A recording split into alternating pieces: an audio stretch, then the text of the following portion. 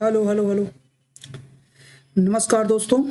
तो आपका स्वागत है हमारे YouTube चैनल अंकित मौर्य एके पर। तो आपको पता ही है आपकी यह क्लास क्यों चलाई जाती है।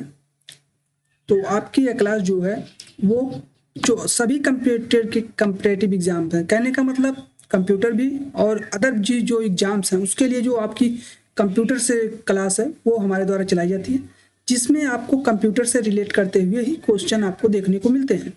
उसी कड़ी में आगे बढ़ते हुए आज हम पहुंच चुके हैं, आपका जो प्रैक्टिस सेट नंबर की सीरीज चल रही है उसमें हम 39 प्रैक्टिस सेट पे पहुंच चुके हैं। ठीक है, तो इसमें भी कुछ मोस्ट इंपॉर्टेंट क्वेश्चन है इस प्रैक्टिस सेट नंबर में, उसको आप नोट डाउन करते जाइएगा। उसको मैं बता दूंगा कौन कौन सा आपका इंपॉर्टेंट है, मोस्ट इंपॉर्टेंट, उसको आप नोट डाउन करते रहिएगा। ठीक है, बाकी जो भी और एक्स्ट्रा क्वेश्चन कुछ छूट जाते हैं उसको भी अगली वीडियो में कवर कर लेंगे। तो चलिए स्टार्ट करते हैं। ये हमारा क्वेश्चन है, क्वेश्चन नंबर पहला। देखिए क्वेश्चन नंबर 1 कह रहा है कि जो हमारा किस प्रकार की भाषा है। देखिए क्वेश्चन नंबर 1 कह रहा है जो सी है ये हमारी किस प्रकार की भाषा है या लैंग्वेज है। ऑप्शन ए मशीनी भाषा है, ऑप्शन बी प्रोसीजरल है, ऑप्शन सी असेंबली है, ऑप्शन डी ऑब्जेक्ट ओरिएंटेड है। तो देखिए जो हमारी सी है वह जो किस प्रकार की यानी टाइप की भाषा है वह हमारी ऑब्जेक्ट ओरिएंटेड टाइप है। ठीक है, ऑप्शन नंबर जो डी दिया गया है ये हमारा राइट आंसर होता है। चलिए अगला क्वेश्चन देखते हैं। देखिए क्वेश्चन नंबर 2 क्या कह रहा है, कह रहा है एक्सेल में कोई भी फार्मूला लगाने से पहले अनिवार्य होता है। अब भाई देखिए एक्सेल में हमें कोई भी फार्मूला अप्लाई करना है, ठीक है, या लगाना है, तो उसके पहले हमें क्या लगाना अनिवार्य होता है। आपके ऑप्शंस दिए गए हैं, देखिए यहाँ पे कुछ सिंबल्स हैं। ठीक है, ये देखिए assign is equal to colon function जिसे कोष्टक कह सकते हैं आप, ठीक है, और ये प्लस। तो आपके ऑप्शन क्या होगा इसका राइट आंसर। देखिए जो भी एक्सेल में अगर हमें कोई भी फार्मूला लगाना है तो उसके लिए जो अनिवार्य है वो हमारा है is equal to, option number A हमारा राइट आंसर होगा। चलिए अगला क्वेश्चन बढ़ते हैं। इस क्वेश्चन को आप नोट कर लीजिए। क्वेश्चन नंबर 3, जेडीबीसी का पूरा नाम क्या है। अब देखिए यहाँ पे जेडीबीसी के बारे में पूछा है आपसे, तो जेडीबीसी का जो नाम होता है आपके ऑप्शंस दिए गए हैं उसके according, Java database community, option B Java database connectivity, option C Java database concept, option D Java database communication. तो देखिए यहाँ पे जो जेडीबीसी है इसकी जो फुल फॉर्म होती है वो हमारी होती है जावा डेटाबेस कनेक्टिविटी। ऑप्शन नंबर जो बी दिया गया है ये हमारा राइट आंसर होता है। चलिए आगे बढ़ते हैं।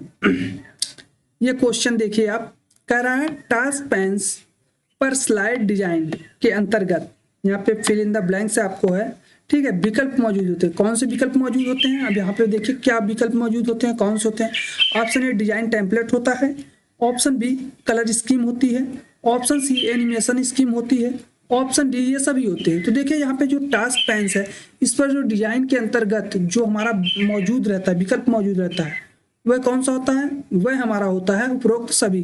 कहने का मतलब ये सभी जो हैं डिजाइन टेम्पलेट, कलर स्कीम और एनिमेशन ये सभी उपलब्ध रहते हैं या मौजूद रहते हैं, इसलिए ऑप्शन डी हमारा राइट आंसर होता है। चलिए आगे बढ़ते हैं।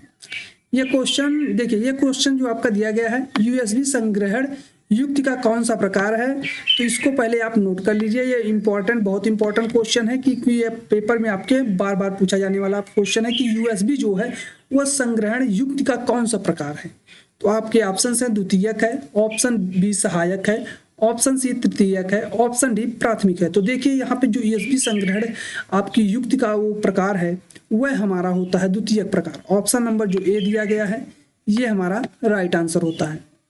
चलिए आगे बढ़ते हैं अगले क्वेश्चन की तरफ। इस क्वेश्चन को भी पहले आप मोस्ट इंपॉर्टेंट क्वेश्चन नोट करिए। कह रहा है which network device is used to connect to dissimilar type of network. देखिए यहाँ पे दो डिसिमिलर टाइप ऑफ नेटवर्क को कनेक्ट करने के लिए जो डिवाइस यूज करते हैं उसे क्या कहते हैं। ऑप्शन ए हब कहते हैं, option B switch, option C bridge, option D gateway. तो देखिए यहाँ पे जो आपका राइट आंसर होगा, कहने का मतलब यहाँ पे जो आपका दिया गया है ऑप्शंस, ठीक है, इसका जो राइट आंसर आपका होता है वो हमारा होता है गेटवे। ठीक है, ऑप्शन डी हमारा, क्योंकि यहाँ पे दो डिसिमिलर नेटवर्क को आपस में कनेक्ट किया जा रहा है इसलिए हम गेटवे का यूज करेंगे। चलिए अगला क्वेश्चन बढ़ते हैं भाई। क्वेश्चन नंबर 7, ये देखिए क्या कह रहा है, इलेक्ट्रॉनिक्स रूप से अश्लील जानकारी छापना किस प्रकार की धारा है। अब देखिए यहाँ पे कह रहा है जो इलेक्ट्रॉनिक्स रूप से अगर किसी के बारे में आप कोई अश्लील जानकारी को छापते हैं, ठीक है, तो वह आपकी किस प्रकार से सेक्शन का उल्लंघन करते हैं, किस धारा का उल्लंघन करते हैं, जिसके तहत आप पे कार्रवाई की जा सकती है। तो ऑप्शन है section 65, option B section 66, option C section 43, option D section 67। तो देखिए यहाँ इलेक्ट्रॉनिक्स रूप से किया गया है, ठीक है, ना कि वैसे। अब यहाँ पे जब इलेक्ट्रॉनिक्स रूप से कहने का मतलब आप इलेक्ट्रॉनिक्स रूप से कैसे, जैसे आपने फेसबुक, इंस्टाग्राम या कुछ भी जो भी सोशल मीडिया ऐप्स हैं उन सब के थ्रू आपने किसी के बारे में अश्लील जानकारी को छापा है, तो उसके अकॉर्डिंग जो आप पे कार्रवाई की जाती है वो सेक्शन 67 के तहत की जाती है। ऑप्शन नंबर जो डी है ये हमारा राइट आंसर है। चलिए आगे बढ़ते हैं। अगला क्वेश्चन कह रहा है, यहाँ देखिए पहले फिल इन द ब्लैंक्स है कि डेटा की जांच की प्रक्रिया क्या कहलाती है। भाई डेटा की जांच की प्रक्रिया क्या कहलाती है।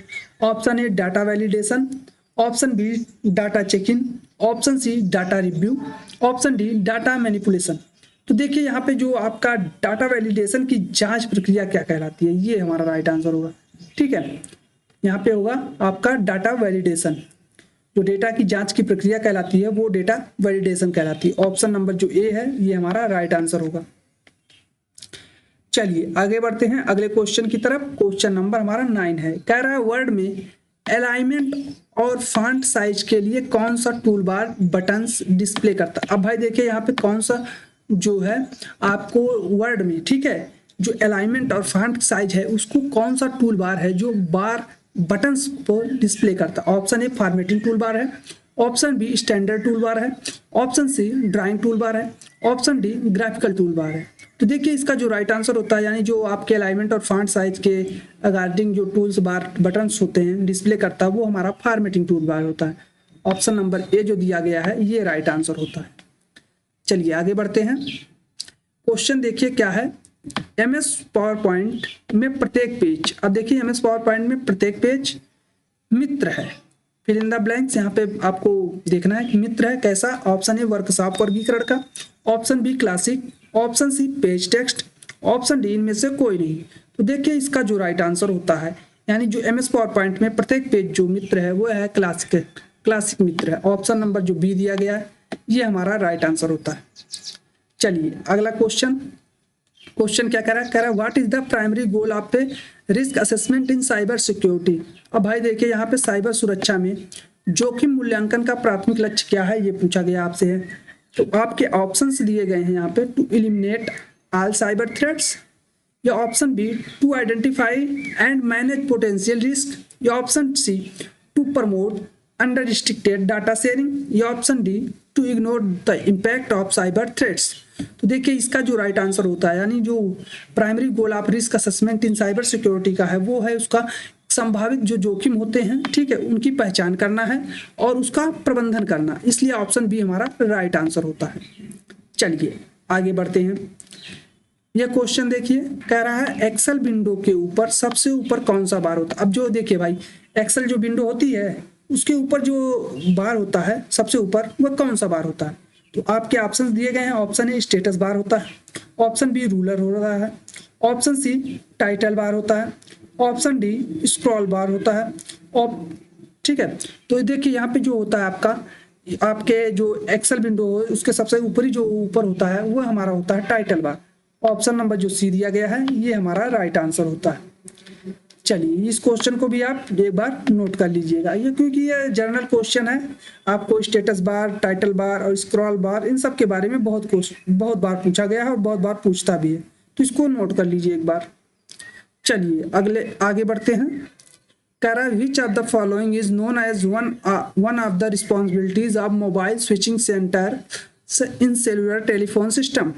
अब देखिए कह रहा है किसे सेलुलर टेलीफोन सिस्टम में मोबाइल स्विचिंग सेंटर की जिम्मेदारी में से एक रूप में जाना जाता है। अब भाई किसे जाना जाता है। Option A connection of mobile to PSTN, या option B connection of base station to MSC, या option C connection of mobile to base stations, या option D all of the above. तो देखिए जो यहाँ पे हमारा है कहने का मतलब जो सेलुलर टेलीफोन सिस्टम में मोबाइल स्विचिंग सेंटर, ठीक है, मोबाइल स्विचिंग सेंटर की जिम्मेदारी में एक के रूप में जाना जाता है, तो वह हमारा है connections of mobile to PSTN। Option number जो ए दिया गया है ये हमारा राइट आंसर होता है। चलिए आगे चलते हैं। इस क्वेश्चन को पहले आप एक बार अच्छी तरह से नोट कर लीजिए, मोस्ट इंपॉर्टेंट क्वेश्चन है कि पूछ रहा है which device convert digital signal. अब देखिए यहाँ पे कन्वर्ट कर रहा है digital signal to analogue signal and vice versa. अब देखिए यहाँ पे जो कह रहा है कि जो हमारा डिजिटल सिग्नल है, ठीक है, उसको कन्वर्ट कर रहा है तो एनालॉग सिग्नल में। कौन है भाई? ऑप्शन ए रिपीटर करता है, ऑप्शन बी मॉडेम करता है, ऑप्शन सी राउटर करता है, ऑप्शन डी नन। तो देखिए यहाँ पे जो आपका डिजिटल टू सिग्नल को एनालॉग और एनालॉग सिग्नल को डिजिटल में कन्वर्ट करता है वह हमारा होता है मॉडेम। ऑप्शन नंबर जो बी दिया गया है ये राइट आंसर है। चलिए आगे अगला क्वेश्चन देखते हैं भाई। देखिए यह क्वेश्चन क्या कह रहा है जावा स्क्रिप्ट में। अब देखिए यहाँ पे कह रहा है हेलो वर्ल्ड। अब भाई जो जावा स्क्रिप्ट में हेलो वर्ल्ड लिखने का सही सिंटेक्स कौन सा? अब भाई हमको सही सिंटेक्स बताना है कि जो जावा स्क्रिप्ट में है हेलो वर्ल्ड को किस सिंटेक्स के अकॉर्डिंग लिखा जाता है, ठीक है। तो देखिए आपके ऑप्शंस कुछ इस प्रकार दिए गए हैं, system dot out dot println hello world, या option B println hello world, या option C document dot write hello world, या option D responsive write dot hello world. तो देखिए जो आपका यहाँ पे जावा स्क्रिप्ट है, ठीक है, यहाँ पे जो जावा स्क्रिप्ट में जो आपका सही सिंटेक्स होगा हेलो वर्ल्ड प्रिंट कराने का वो होता है document dot write hello world.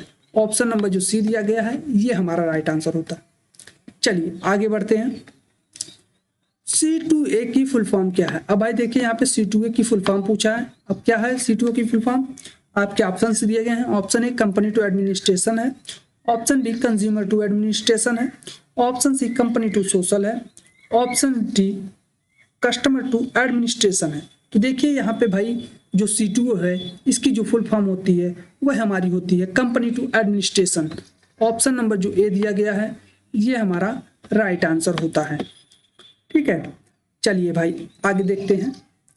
कह रहा है HTML डॉक्यूमेंट के मुख्य दो भाग कौन से होते हैं? इस क्वेश्चन को आप पहले एक बार अच्छे से नोट कर लीजिए क्योंकि ये बहुत इंपॉर्टेंट क्वेश्चन है कि जो HTML में डॉक्यूमेंट के मुख्य जो दो घटक या भाग होते हैं वो कौन होते हैं।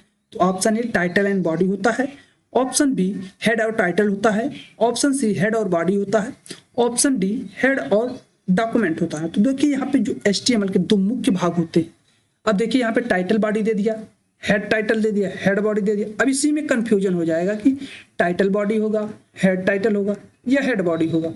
तो इसका जो राइट आंसर होता है यानी जो मुख्य दो भाग हैं वह हमारे हेड होता है, एक हेड सेक्शन होता है, ठीक है, जिसमें हेड सेक्शन के अंदर ही हमारा टाइटल होता है और एक हमारा बॉडी सेक्शन होता है, ठीक है। तो इसलिए ऑप्शन सी हमारा राइट आंसर होता है।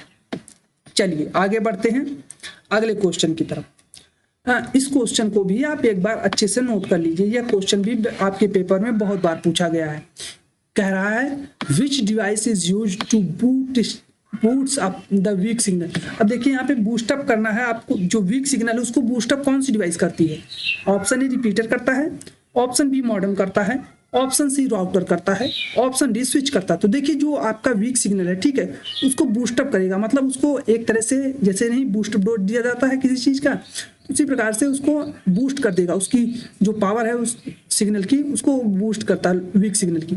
तो इसका जो राइट आंसर होगा वह करता है हमारा रिपीटर। ऑप्शन नंबर जो ए दिया गया है ये हमारा राइट आंसर होगा। क्या जो रिपीटर है वह जो हमारे वीक सिग्नल है उसको बूस्टअप कर देता है। चलिए आगे बढ़ते हैं अगले क्वेश्चन की तरफ। क्या कह रहा है? कह रहा है हम गूगल पर इंफॉर्मेशन को सर्च करने के लिए किसका इस्तेमाल कर सकते हैं। अब भाई देखिए यहाँ पे आपसे जो क्वेश्चन पूछा गया है कि जो गूगल है उस पर बहुत सारी इंफॉर्मेशन होती है, ठीक है, उसी इंफॉर्मेशन को हमें कोई भी इंफॉर्मेशन होगी उसको सर्च करना है, तो उसके लिए हम किसका इस्तेमाल कर सकते हैं? ऑप्शन ए इमेज का इस्तेमाल कर सकते हैं, ऑप्शन बी वॉइस का इस्तेमाल कर सकते हैं, ऑप्शन सी टेक्स्ट का इस्तेमाल कर सकते हैं, ऑप्शन डी दिए गए इन सभी चीज़ों का इस्तेमाल करके हम जो है इंफॉर्मेशन को सर्च कर सकते हैं। तो देखिए इसका जो राइट आंसर होता है आपका ये होता है इन सब का यूज करके हम जो है इंफॉर्मेशन को सर्च कर सकते हैं, इसलिए ऑप्शन डी हमारा राइट आंसर होगा यानी दिए गए सभी। चलिए भाई आगे बढ़ते हैं। देखिए क्वेश्चन नंबर 20 पे पहुंच गए हैं। यह कह रहा है पाइथन में आईडी फंक्शन का उपयोग। अब देखिए यहाँ पे आईडी फंक्शन, ठीक है, आईडी फंक्शन का उपयोग निम्न में से किस में किया जाता है? अब भाई देखिए आईडी फंक्शन का उपयोग पाइथन में किस में करते हैं हम? Option A every object, does not have a unique ID, या option B ID returns the identified of the object, या option C all of the mentioned, या option D none of the mentioned. तो देखिए इसका जो right answer होता है, जो पाइथन में आईडी फंक्शन का उपयोग किया जाता है वह किया जाता है ID returns the identify of the object के लिए। ऑप्शन नंबर जो बी दिया गया है ये हमारा राइट आंसर होगा। चलिए आगे बढ़ते हैं अगले क्वेश्चन की तरफ। क्वेश्चन नंबर 21, इस क्वेश्चन को भी आप नोट कर लीजिए। कह रहा है इंटरनेट पर प्रयुक्त कंप्यूटर लैंग्वेज है। अब भाई बताइए इंटरनेट पर प्रयुक्त कंप्यूटर लैंग्वेज कौन सी है? ऑप्शन ए जावा है, ऑप्शन बी बेसिक है, ऑप्शन सी कोबोल है, ऑप्शन डी पास्कल है। तो देखिए यहाँ पे इंटरनेट पर प्रयुक्त, ठीक है, इंटरनेट पर प्रयुक्त होने वाली जो कंप्यूटर लैंग्वेज है वह हमारी जावा होती है। ऑप्शन नंबर जो ए दिया गया है ये हमारा राइट आंसर होता है। चलिए आगे बढ़ते हैं। अगला क्वेश्चन कह रहा है which of the following function is use to compute the difference between two arrays in PHP. अब देखिए यहाँ पे कौन सा फंक्शन है जिसका यूज हम किसमें करते हैं? पीएचपी में एरे के लिए करते हैं, जो कि दो एरे के बीच में डिफरेंस बताता है, ठीक है, पीएचपी में। तो ऑप्शन आपके दिए गए हैं, option A diff array function का, option B array diff function, array underscore diff function, option C arrays underscore diff, option D diff arrays. तो देखिए इसका जो राइट आंसर होता है वो हमारा होता है, देखिए यहाँ पे आपको चारों ऑप्शन मिल जाएंगे, इस प्रकार से आपके ऑप्शन दिए रहेंगे। तो इसमें देखिए जो आपका क्वेश्चन उस थोड़ा सा अलग दिखे उसी को आप राइट आंसर मान सकते हैं, जैसे हमारा बी दिया गया ये हमारा राइट आंसर होगा। यहाँ पे देखिए आपका फंक्शन का निशान बनाया गया है, मैं आप ठीक है इसको फंक्शन बोलते हैं कई किसी लैंग्वेज में, किसी लैंग्वेज में इसको मेथड बोलते हैं, ठीक है। तो ये आपको साइन अलग से दिख गया, इसलिए आपका राइट आंसर बी होगा। और जो राइट हमारा आंसर है अगर आप जानते भी हैं तो आपका एरे अंडरस्कोर डिफ फंक्शन का यूज किया जाता है। चलिए आगे बढ़ते हैं अगले क्वेश्चन की तरफ। अब देखिए कह रहा है नोड आल्सो नोन एज। अब भाई नोड आल्सो नोन एज क्या होता है? नोड को और किस नाम से जानते हैं? Option A data, option B link, option C computer, option D none of the above. तो देखिए जो नोड सो नोन एज होता है वो हमारा होता है कंप्यूटर। ऑप्शन नंबर जो सी दिया गया है ये हमारा राइट आंसर होता है।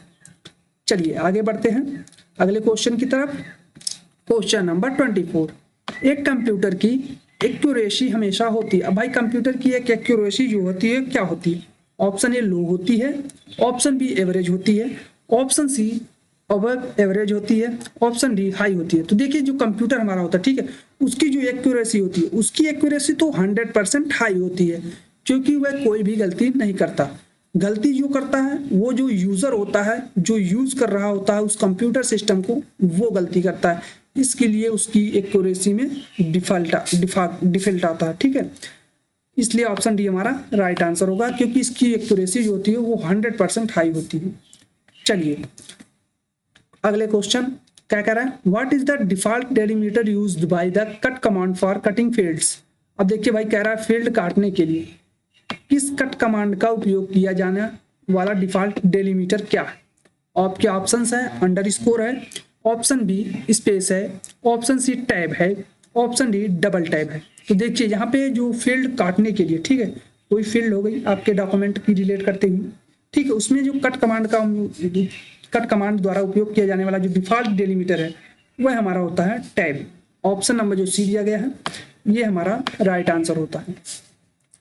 चलिए आगे बढ़ते हैं अगला क्वेश्चन। हाँ, इस क्वेश्चन को आप नोट कर लीजिए, मोस्ट इंपॉर्टेंट क्वेश्चन है कि what is the full form of MAC. MAC की फुल फॉर्म क्या होती है ये बताना है आपको। तो आपके ऑप्शंस दिए गए हैं, option A mass access control, option B media access control, option C mass access carriage, option D media access carriage. तो देखिए यहाँ पे जो मैक की फुल फॉर्म होती है वो हमारी होती है media access control. Option number जो बी दिया गया है ये हमारा राइट आंसर होगा। चलिए आगे बढ़ते हैं अगला क्वेश्चन। इस क्वेश्चन को भी आप नोट कर लीजिए, मोस्ट इंपॉर्टेंट क्वेश्चन है आपका। What is the default margin set in MS word. अब भाई देखिए जो डिफॉल्ट मार्जिन होता है उसको बारे में पूछ रहा है कि कितना होता है। जो what is the default margin set in MS word, जो मार्जिन सेट होता है एमएस वर्ड में वो डिफॉल्ट कितना होता है? Option A 0.5 inch, option B 1 inch, option C 1.5 inch, option D 0.1 inch. तो देखिए भाई यहाँ पे जो आपका मार्जिन सेट होता है एमएस वर्ड में, ठीक है, डिफॉल्ट जो मार्जिन आपका होता है वो होता है 1 इंच। ऑप्शन नंबर जो बी दिया गया है ये राइट आंसर होगा। चलिए आगे बढ़ते हैं अगले क्वेश्चन की तरफ। ये देखिए normal question, direct hyperlink insert किया जा सकता है किसके माध्यम से, इस क्वेश्चन को भी आप नोट कर लीजिए, ठीक है, इंपॉर्टेंट कैटेगरी में। ये हमारा होता है, आपके ऑप्शन दिए गए हैं कंट्रोल के जरिए, ऑप्शन बी कंट्रोल एच के जरिए, ऑप्शन सी कंट्रोल डी के जरिए, option D control shift plus D के जरिए। देखिए यहाँ पे जो डायरेक्ट अगर आपको हाइपर लिंक इंसर्ट करना है, ठीक है, उसके लिए जो यूज किया जाता है वो किया जाता है कंट्रोल प्लस के जरिए। ऑप्शन नंबर ये हमारा राइट आंसर होगा। चलिए अगला क्वेश्चन देखते हैं। ये क्वेश्चन तो बहुत इंपॉर्टेंट है आपके लिए और इससे रिलेट करते हुए कुछ और क्वेश्चन है, उसको भी मैं बता दे रहा हूँ, उसको भी आप लोग एक बार देख लीजिएगा। देखिए ये क्वेश्चन पूछा है 8.5 इंटू 11 साइज उदाहरण है। अब भाई ये जो साइज दिया गया है, ठीक है, 8.5 इंटू 11, यह साइज जो है किसका उदाहरण है। आपके ऑप्शन है, option A letter page size का है, option B A4 page size letter का है, option C legal page size है, ऑप्शन डी B4 है। तो देखिए इस प्रकार से आपको पेज साइज दे दिए जाते हैं, ठीक है, और इसका जो पेज का साइज है वो पूछ लेता है कि कौन सा किस पेज का ये साइज है, उदाहरण है, किस पेज साइज का उदाहरण है। तो आपके इस प्रकार से ऑप्शन बहुत सारे दे दिए जाएंगे, जैसे A4 का दे दिया गया है, यहाँ पे लीगल का दे दिया जाएगा और आपका लेटर पेज का दे दिया जाएगा, B4 का दे दिया जाएगा। इस प्रकार से जितने भी आपके पेज होते हैं, ठीक है, उन सबका जो साइज होता है वो दे करके आपसे पूछ लेगा कि ये अच्छा इस पेज का कौन सा साइज होगा, या जो साइज दे देगा और पूछ लेगा कि ये साइज किस पेज का है, ठीक है। इस प्रकार से बहुत सारे आपको क्वेश्चन देखने को मिल जाते हैं। और हाँ, ये A4 साइज वाला जो क्वेश्चन है ये आपको बहुत बार पूछा जाता है, A4 साइज का, जो उसको आप खासा याद कर लीजिएगा। तो ये जो इसका राइट आंसर होगा, यानी जो 8.5 इंटू 11 साइज है, ये हमारा लेटर पेज साइज होता है। ऑप्शन नंबर जो ए दिया गया है ये हमारा राइट आंसर है। चलिए आगे बढ़ते हैं। अगला क्वेश्चन, ये भी क्वेश्चन आप नोट कर लीजिए, मोस्ट इंपॉर्टेंट क्वेश्चन है कि NIC स्टैंड फॉर, जो NIC होती है इसकी फुल फॉर्म क्या होती है। अब देखिए एक NIC होता है जिसके माध्यम से आप देखते हैं मल्टीपल जो NIC गवर्नमेंट होती है, ठीक है, गवर्नमेंट साइट है NIC, लेकिन यहाँ पे NIC अलग है कंप्यूटर की टर्म में। तो आपका ऑप्शन है नेटवर्क इंटरफेस कार्ड है, option B network interconnection card है, option C network interchange card है, option D none of the above. तो देखिए यहाँ पे जो NIC है इसकी जो फुल फॉर्म होती है वह हमारी होती है network interface card. Option number जो ए दिया गया है ये हमारा राइट आंसर होता है। चलिए आगे बढ़ते हैं अगले क्वेश्चन की तरफ। क्या कह रहा है, कह रहा है the cron system in Linux. अब भाई देखिए यहाँ पे क्रोन सिस्टम के बारे में कह रहा है, ठीक है, लिनक्स इन यूटिलाइज फॉर। अब देखिए लिनक्स में क्रोन प्रणाली का उपयोग किया जाता है, क्यों किया जाता है भाई। Option A managing file permissions के लिए, option B monitoring system resources के लिए, option D managing user accounts के लिए, option D scheduling reducing recursing task के लिए। तो देखिए यहाँ पे जो क्रोन है, ठीक है, लिनक्स में क्रोन प्रणाली का जो उपयोग किया जाता है वो किया जाता है जो आपके शेड्यूलिंग रिकर्सिंग है टास्क जो होते हैं, ठीक है, उसके लिए किया जाता है। मतलब कोई भी टास्क हुआ उसको एक शेड्यूल दे दिया जाता है, शेड्यूल बाय शेड्यूल, और अपनी जो रिकॉर्डिंग है उसको करता रहता है, ठीक है, शेड्यूल के अकॉर्डिंग, इसलिए किया जाता है क्रोन का उपयोग। चलिए आगे बढ़ते हैं। अगला क्वेश्चन क्या कह रहा है, GIS is a software system that provided supports to the business to implement its। देखिए यहाँ पे GIS के बारे में पूछा गया है, एक सॉफ्टवेयर प्रणाली है, ठीक है, जो व्यवसाय को अपने को लागू करने के लिए सहायता प्रदान की। क्या लागू करने के लिए, ऑप्शन ए ERBS लागू करने के लिए, या ऑप्शन बी ERAS के लागू करने के लिए, या ऑप्शन सी ERDS लागू करने के लिए, या ऑप्शन डी ERRS लागू करने के लिए। तो देखिए यहाँ पे जो इसका राइट आंसर होगा, जो आपका GIS एक कंप्यूटर सॉफ्टवेयर प्रणाली है, ठीक है, वह हमारे जो व्यवसाय को अपने को लागू करने के लिए सहायता प्रदान करती है, वह हमारी होती है ERBS। ऑप्शन नंबर जो ए दिया गया है ये हमारा राइट आंसर होगा। चलिए भाई आगे बढ़ते हैं, अगला क्वेश्चन देखते हैं। देखिए क्वेश्चन नंबर 33 पे पहुंच चुके हैं। मैप की फुल फॉर्म पूछा है, MAP की full form, MAP stand for क्या होता है। Option A mobile application protocol होता है, option B management application protocol होता है, option C mail application protocol होता है, option D none of the above होता है। तो देखिए यहाँ पे जो आपका मैप है, ठीक है, इसकी जो फुल फॉर्म होती है स्टैंड होता है, वो हमारा होता है mobile application protocol. Option number जो ए दिया गया है ये हमारा राइट आंसर होता है। और इस क्वेश्चन को भी चाहे तो आप नोट कर लें, ये क्वेश्चन आपका फुल फॉर्म से रिलेट करता क्वेश्चन है कि जैसे मल्टीपल फुल फॉर्म्स हो गए map, web, van, W van, W wheel and D and इस प्रकार से RAM, ROM, static RAM, dynamic RAM, D RAM, S RAM, इस प्रकार से बहुत सारे रैम फुल फॉर्म जो है आपके कंप्यूटर की टर्म में वो पूछे जाते हैं। कभी कभी कंप्यूटर की फुल फॉर्म में भी जो कुछ कंप्यूटर है उसमें ओ का पूछ लेगा, कंप्यूटर है उसमें सी का पूछ लेगा, इस प्रकार से बहुत सी है उसमें आपको फुल फॉर्म पूछ लिए जाते हैं। तो आप फुल फॉर्म की टर्म में जितने भी कंप्यूटर से रिलेट करते क्वेश्चन है उनको आप तैयार रखिए हमेशा के लिए, क्योंकि वह क्वेश्चन आपके किसी भी एग्जाम में पूछ लिए जाते हैं। चलिए आगे बढ़ते हैं, अगला क्वेश्चन देखते हैं। ओसीआर का पूर्ण रूप क्या है? अब भाई ओसीआर का पूर्ण रूप क्या है ये पूछ रहा है। तो भाई देखिए अभी भी मैंने बताया कि आप जितने भी फुल फॉर्म हो सके उतने आप याद कर लीजिए। तो यहाँ पे जो ओसीआर है, optical character recognition, option B optical CPU recognition, option C optimal character returning, option D other character restoration. तो देखिए यहाँ पे जो ओसीआर है उसका पूर्ण रूप होता है वो होता है optical character recognition. Option number A हमारा राइट आंसर होगा। आगे बढ़ते हैं, अगला क्वेश्चन, ग्राफिकल यूजर एनवायरनमेंट में स्टैंडर्ड पॉइंटिंग डिवाइस के रूप में कौन सी डिवाइस प्रयोग में लाई जाती है? अब भाई देखिए ग्राफिकल यूजर एनवायरनमेंट में स्टैंडर्ड पॉइंटिंग डिवाइस के रूप में जो डिवाइस है प्रयोग में लाई जाती है कौन सी है? ऑप्शन ए कीबोर्ड है, ऑप्शन बी माउस है, ऑप्शन सी जॉयस्टिक है, ऑप्शन डी ट्रैक बॉल है। तो देखिए ये जो ग्राफिकल यूजर एनवायरनमेंट में स्टैंडर्ड पॉइंटिंग डिवाइस के रूप में जो डिवाइस प्रयोग में लाई जाती है वह हमारी माउस होती है। ऑप्शन नंबर जो बी दिया गया है ये हमारा राइट आंसर है। और इस क्वेश्चन को आप मोस्ट इंपॉर्टेंट क्वेश्चन नोट करिए। ये जो क्वेश्चन आपका है इस प्रकार से अगर क्वेश्चन घुमा के पूछा जाएगा तो जाहिर सी बात है अगर क्वेश्चन को घुमा के पूछा गया है तो आप उसका जवाब नहीं दे पाएंगे। ठीक है, इसलिए क्वेश्चन को आप समझिए, क्वेश्चन कह क्या रहा है और किस प्रकार से पूछा गया है। इसलिए आप इस क्लास को जरूर देखें। और जो हमारा ये प्रैक्टिस सेट की सीरीज चल रही है इसमें ऐसे ऐसे कुछ क्वेश्चंस हैं, ठीक है, जो आपको समझने में थोड़ा टाइम लगेगा, उसको समझेंगे और उसका आंसर आप देखेंगे तो आपको वही हूबहू मिलेगा। ठीक है, इसलिए आप इस क्लास को अपने मित्रों दोस्तों के पास शेयर जितना हो सके उतना शेयर कर दीजिए। ठीक है, चलिए आगे बढ़ते हैं अगले क्वेश्चन की तरफ।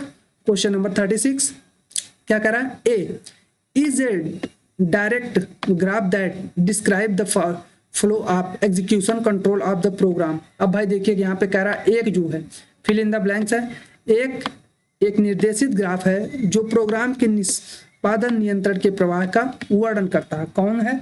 ऑप्शन ए फ्लो चार्ट है, ऑप्शन बी फ्लो ग्राफ है, ऑप्शन सी कॉम्प्लेक्सिटी कर्व है, ऑप्शन डी एल्गोरिथम है।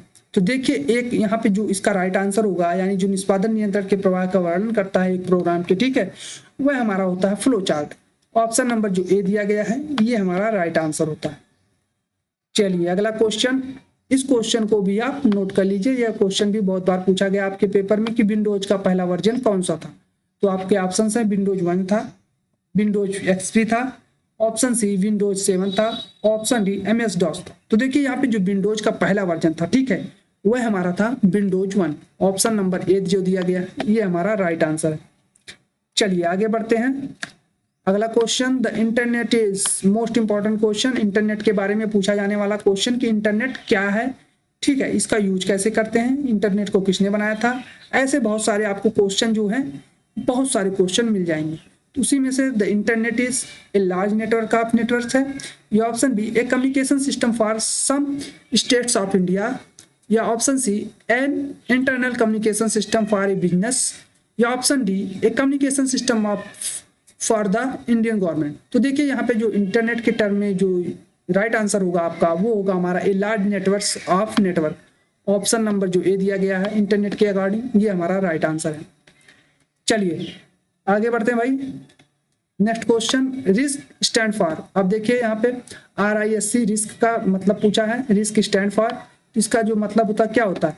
Option A reduce instruction set computer, या option B risk instruction sequential compilation, या option C risk instruction source compiler, या option D none of the above. तो देखिए यहाँ पे जो रिस्क की स्टैंड फॉर होती है वह हमारी होती है reduce instruction set computer. Option number जो ए दिया गया है ये हमारा राइट आंसर होता है। चलिए आगे बढ़ते हैं, अगला क्वेश्चन, DDA स्टैंड फॉर, अब देखिए यहाँ पे DDA क्या स्टैंड फॉर पूछा है। आपने देखा इसी क्लास में आपने बहुत सारे फुल फॉर्म देख लिए, ठीक है। इसीलिए मैं कह रहा हूँ फुल फॉर्म से रिलेट करते हैं जितने कंप्यूटर की टर्म में आपके फुल फॉर्म है वो बहुत इंपॉर्टेंट होते हैं, क्योंकि आप कंप्यूटर अगर पढ़ रहे हैं तो उसकी जो टर्म में आपके जो फुल फॉर्म दिए जाते हैं बहुत इंपॉर्टेंट होते हैं, वो पेपर में आपके बहुत बार पूछे जाते हैं, ठीक है। तो यहाँ पे जो आपका DDA है इसका जो फुल फॉर्म होता है वो होता है हमारा digital differential analyser. Option number जो डी दिया गया है ये हमारा राइट आंसर होता है। इस प्रकार से आपके ये 40 क्वेश्चन जो है कंप्लीट होते हैं। अगर इस क्वेश्चन में आपको कोई भी प्रॉब्लम है, इन सारे जो क्वेश्चन अभी तक हुए हैं इनमें किसी को कोई प्रॉब्लम हो रही है तो आप एक बार वीडियो को दोबारा देखिए, उसको समझिए कि क्वेश्चन कह क्या रहा है और ये क्वेश्चन हमसे कह के पूछ क्या रहा है, तो उसका आंसर आपको खुद में खुद मिल जाएगा। अगर उसके बाद भी नहीं समझ में आ रहा है तो आप पूछ सकते हैं हमसे, तो हम भी उसका जवाब आपको अच्छे से देंगे ताकि आपके समझ में आ जाए वह क्वेश्चन। तो फिलहाल आज की क्लास तो यहीं पे आपकी समाप्त होगी। बाकी जो क्लास बच रही है, क्वेश्चन आपके बच रहे हैं, उस क्वेश्चन को मैं सोच रहा हूँ कल की क्लास में कंप्लीट कर दूँ। तो लगभग आपके अगर कल की क्लास ले ली जाए जो कल होने वाली है उसके अकॉर्डिंग लिया जाए तो आपके लगभग 1600 क्वेश्चन कंप्यूटर से रिलेट करते हुए वो कंप्लीट हो जाएंगे। और इतने क्वेश्चन कम नहीं है आपके किसी भी एग्जाम में फंसने के लिए। इसमें से आप देखिएगा बहुत सारे ऐसे क्वेश्चन हैं जो आपको हूबहू आपके पेपर में देखने को मिलेंगे, ठीक है। अगर ना मिले तो आप इस चैनल को अनसब्सक्राइब कर देना, ठीक है। और मिल जाए शेयर और सब्सक्राइब आप जरूर करिएगा। तो चलिए आज की क्लास को लिए इतना ही, बाकी आपसे मिलते हैं नेक्स्ट क्लास में। तब तक आप स्वस्थ रहिए, मस्त रहिए और आप अपनी कंटिन्यू पढ़ाई को जारी रखिए। धन्यवाद।